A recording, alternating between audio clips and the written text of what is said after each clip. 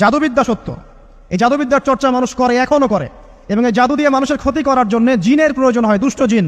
এই জিনগুলোকে মানুষ তাবে করে মানুষের ক্ষতি করার চেষ্টা করে। দেখবেন এখন গ্রামে গঞ্জে শহরে সব জায়গায় ছড়িয়ে পড়েছে না? দেখবেন, খুব সতর্ক থাকবেন। আমি পরে সলিউশন বলছি আপনাদেরকে। আরেকটা বলেছি, নবী সাল্লাল্লাহু আলাইহি ওয়াসাল্লাম বলেছেন চোখের বদনজর এমন সত্য যে একটা উটকে এই রান্নার ডেকচির মধ্যে ঢুকাই ফেলতে পারে।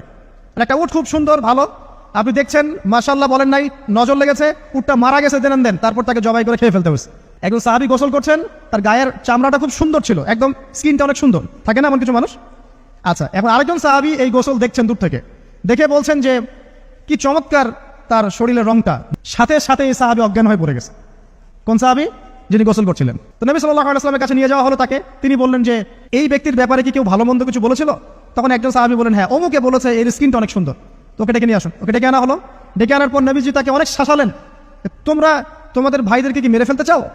তখন এই সাহাবী তো অবাক, আমি আবার কখন মারতে চাইলাম ইয়া রাসূলুল্লাহ? আমি তো মারতে চাই নাই, আমি তো খালি বলেছি যে তার গায়ের রংটা অনেক সুন্দর। তখন তিনি বললেন, কেন তুমি সুবহানাল্লাহ বললে না, কেন তুমি মাশা আল্লাহ বললে না? আপনি বিশ্বাস করেন ব্যবসা খুব ভালো চলছে, মানুষ বললো যে বাহ, তোর তো ব্যবসা হেভি, লালে লাল শাহজালাল, ঠিক আছে, দেখবেন আপনার কেনা বেচা বন্ধ হয়ে গেছে।